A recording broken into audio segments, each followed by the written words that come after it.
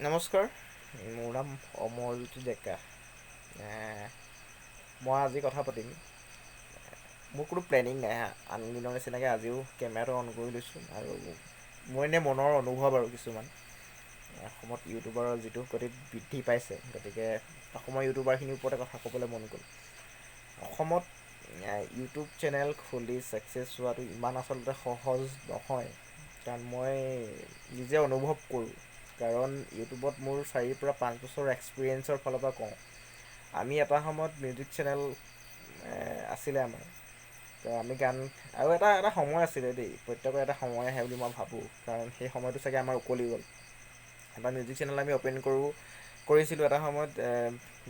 আনে গান দিয়ে, আনে ভিডিঅ' দিয়ে, আমি আপলোড কৰোঁ। তাৰপিছত আমাৰ ৰেভিনিউখিনি আমি তেওঁলোকক দিলোঁ নিদিলোঁ কোনো আমাৰ ঠিক তেনেকুৱা এটা ধৰা বন্ধা নাছিলে।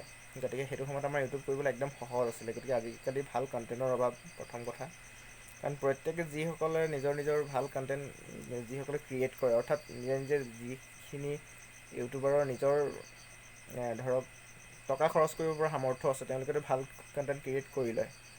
গতিকে আজিৰ তাৰিখত ইউটিউব চলোৱাটো ইমান সহজ নহয় মই ভাবোঁ। কিছু ক্ষেত্ৰত সহজ, কিছু ক্ষেত্ৰত ইমান সহজ নহয়, কাৰণ আপুনি আং বাং দেখুৱাই পিনে ইমান দিন আপুনি লং টাইম খাব নোৱাৰিব।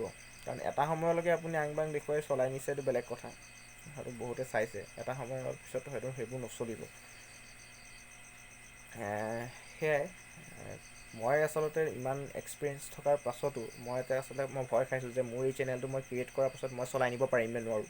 প্ৰথম কথা চাওঁ কি হয় আৰু কি ওপৰত ভিডিঅ' দিম, কাৰণ ব্লগ বা অন্য কিবা চব টপিকৰ ওপৰত নিজৰ নিজৰ জেগাৰ বহুতে বনাই ল'লে। গতিকে মই তাত আকৌ কম্পিটিশ্যন সোমাই গ'লে মানে হয়তো নিজে ডিপ্ৰেশ্যনত ভুগি যাম। গতিকে সেইখন ফিল্ডলৈ নাযাওঁ, বা ব্লগ কৰিবলৈ নাযাওঁ, বা অন্য কিবা আনে যি কৰিছে সেইটো কৰিলে নহ'ব, কাৰণ মই কিবা ডিফাৰেঞ্চ কৰিব লাগিব। তো সেয়াই, চাওঁচোন কি হয়।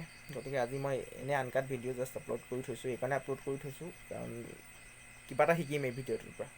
গতিকে থেংক ইউ চোৱাৰ কাৰণে ভিডিঅ'টো।